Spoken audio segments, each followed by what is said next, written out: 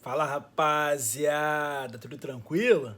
Estamos chegando para mais um vídeo no canal. Nesse momento vou estar comentando com vocês, galera, sobre a classificação do Vasco na Copa do Brasil. O Vascão passou após disputa de pênaltis contra o Botafogo em um jogaço, um jogo muito bom de assistir lá e cá. O Botafogo tinha possibilidades para passar. O Botafogo nos 90 minutos teve chances mais reais para fazer mais gols, só que não conseguiu furar o bloqueio, muito pelo fator Léo Jardim, que saiu de campo como um herói, principalmente pelo que aconteceu na disputa de pênalti. E o Vasco tem um sonho que é possível de realizar na Copa do Brasil, por muitas evidências que eu vou apontar para vocês aqui nessa resenha. Fica ligado aqui nessa resenha que eu vou comentar sobre essa classificação incrível do Vasco da Gama, o quanto que o Botafogo falhou, o quanto que o Botafogo chegou para esse jogo pressionado por ser a única competição que poderia salvar o ano. Vem comigo nessa resenha. Antes mesmo de estar comentando com vocês um pouquinho mais sobre esse assunto, Botafogo, Vasco, a classificação do Gigante da Colina, Fogão eliminado e praticamente não tendo mais nenhuma competição para brigar por título em 2025, eu vou te convidar a fazer sua inscrição no canal, que é muito importante para fortalecer, para ajudar. Eu falo isso a cada vídeo, você que me acompanha aqui diariamente tá acostumado, cada resenha que eu trago para vocês aqui, antes de comentar para valer sobre o assunto do vídeo, eu deixo esse recado que é importantíssimo, que é fundamental. Dá uma olhadinha nas playlists aqui no canal, que tem muita coisa boa sobre futebol. Vou deixar o lema que vocês já estão acostumados a cada vídeo. Avisa lá que o Jonathan Lucas tem um canal no YouTube, é verdade, pode espalhar pra geral. Galera, que jogo, hein? Pô, muito maneiro de assistir. E eu tava com uma expectativa maior que Cruzeiro e Atlético ia ser jogaço, mas o jogo mesmo da noite foi Botafogo e Vasco. Lá e cá em muitos momentos, o Botafogo tendo mais volume de jogo, na melhor maneira de dizer, e o Vasco conseguiu lutar, sabe? E foi um jogo, assim, com muitas nuances, assim, cara. E eu acho que vocês vão me entender. O Botafogo... Achei o Botafogo em muitos momentos mais inteiro, sabe? O Joaquim Corrêa, que era o cara que poderia ter dado errado na escalação inicial, foi o que sofreu o pênalti. O Santi Rodrigues bem no meio de campo, dando uma boa mobilidade, tendo uma boa visão de jogo também, entendeu? Mas foi um Botafogo que falhou no momento final, né, cara? Teve chance perdida do Vitinho, sabe? O Jefinho não foi tão bem no jogo, sabe? O Arthur tava no banco, entrou e depois saiu, ninguém entendeu nada. Mas foi um Botafogo, cara, que eu não achei o Botafogo ruim na partida não, tá? Só que o resultado não diz por si só, né? Então foi um Botafogo que aproveitou as oportunidades, Alex Sérgio bateu o pênalti bem nos 90 minutos. E os 90 minutos, cara, tava mais propício pro Botafogo fazer o resultado do que o Vasco. Só que o futebol tem muitos fatores, né? E teve um momento que foi iniciado no segundo tempo que ficou muito mais escancarado assim que o Botafogo estava próximo assim de vencer. O Botafogo conseguindo contra-atacar, o Botafogo conseguindo subir para o ataque, o Vasco muitas vezes desorganizado, muitas vezes parecia que o Vasco estava voltando para marcar e o Botafogo em primeira velocidade, sabe? E o Hugo Moura de zagueiro improvisado foi algo assim terrível para o Vascaíno. E aí o Vasco no final do jogo, assim, que é dos 90 minutos, conseguiu equilibrar um pouco as coisas. Quando entrou o Matheus França e quando entrou o Robert Renan. O Vasco estava bem para caraca o Coutinho pediu para sair, questão física, creio eu, cansaço.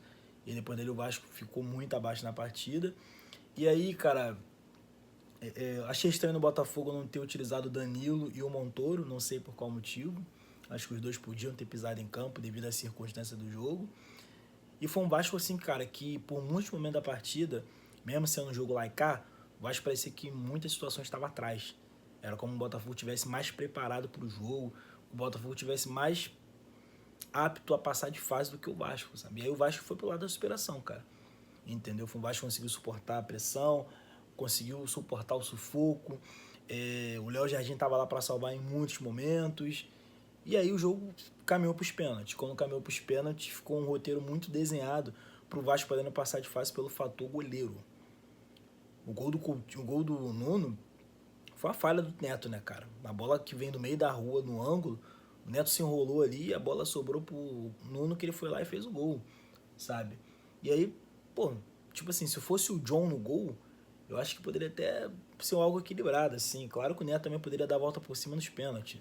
Tem isso também, né? Então não vou massacrar o Neto por causa disso, não. Nem vou por esse lado. Mas, pô, cara, o Léo Jardim tem um retrospecto muito bom na disputa de pênalti. Isso prevaleceu. O Vasco de 2024 em diante, todos os jogos que teve, que foi pra pênalti, o Vasco ganhou, cara. E hoje não foi diferente, sabe? O Vasco foi muito perfeito nas cobranças. Aí o fator do futebol que é louco de entender, o Alex Telles, que fez certinho abrir a cobrança para dar confiança para os jogadores, que acertou nos 90 minutos, perdeu nos pênaltis. Muito mérito do Léo Jardim, sabe? E aí, cara, o Vasco conseguiu algo muito bom. Uma classificação heróica, uma classificação com alma, com coração. Essa literalmente foi na raça. Foi com a força da camisa. Envergou ali no Newton Santos, de verdade. E agora tá tudo em aberto. O sonho que era impossível, que era improvável, pelas limitações do Vasco e tudo mais, é possível de acontecer, cara. É um clássico pela frente contra o Fluminense, que pode acontecer de tudo. O Vasco pode passar, o Fluminense pode passar, mais um clássico é muito mais propício para ter surpresas. O Fluminense pode ter o favoritismo, mas o Vasco vai ser um time muito aplicado. E, cara, segundo ano seguido que o Vasco chega numa semifinal. Será que é a vez do Vasco? Pode ser que sim, mano. E olha quanto o time melhorou, olha quanto o time conseguiu reposições à altura. Pô, o Cauã Barros chegou no meio de campo pra ficar. O Robert Renan foi muito bem em campo.